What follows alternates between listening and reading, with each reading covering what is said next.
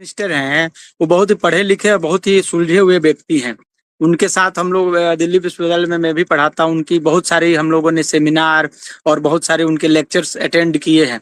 तो एक हुँ। इकोनॉमिस्ट हैं और उन्होंने जो बजट पेश की है स्वपन दास गुप्ता ने, तो उनकी एक सोच है और बीजेपी उस सोच को और बीजेपी की क्या बोल सकते हैं, उसकी जो बीजेपी ने जो उद्देश्य रखा है बंगाल की जनता के लिए, बंगाल की जनता को सुविधाओं को बंगाल की जनता तक सुविधाओं को पहुंचाने के लिए जो लक्ष्य रखा हुआ है उसको पूरा करने में जो फाइनेंस मिनिस्टर हैं उन्होंने उस हिसाब से ही बजट बनाई है। और रहा कर्ज, बंगाल एक समृद्ध राज्य है, वहां पे देखिए अगर ईमानदारी से अगर कोई नेतृत्व है और कोई पार्टी काम करती है तो वहां पे जो जो कर्ज है जो टीएमसी छोड़ के गई है वो बहुत बड़ा कर्ज नहीं है, उसको सरकार उतार लेगी। लेकिन ईमानदारी से अगर काम कर, ऑनेस्टी से काम करे, देखिए समंदर भी है, बंदरगाहें भी हैं, बहुत एक मानिए कि आयात और निर्यात का एक बहुत बड़ा हब है बंगाल को। पहले पूर्व के समय में बहुत बड़ा, अगर अंग्रेज भी आते हैं तो सबसे पहले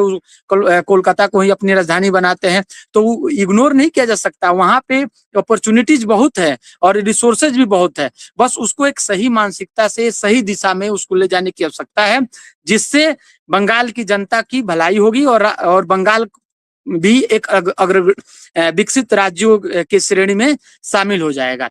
तो ये जो कर्ज की जो बात कर रही थी और जो बजट स्वपन दास गुप्ता ने पेश किया है, वो कहीं ना कहीं वो बहुत बड़े इकोनॉमिस्ट हैं, उन्होंने सारी चीजों का आकलन करके और अपनी आमदनी और व्यय दोनों का आकलन जो होता है बजट पेश करने से पहले, उसका आकलन करके ही ये बजट पेश किया गया है। और लोगों की जो अपेक्षाएं हैं बीजेपी और लोगों की जो आशाएं हैं बीजेपी उसे पूरा करेगी, मेरा तो यही अनुमान है।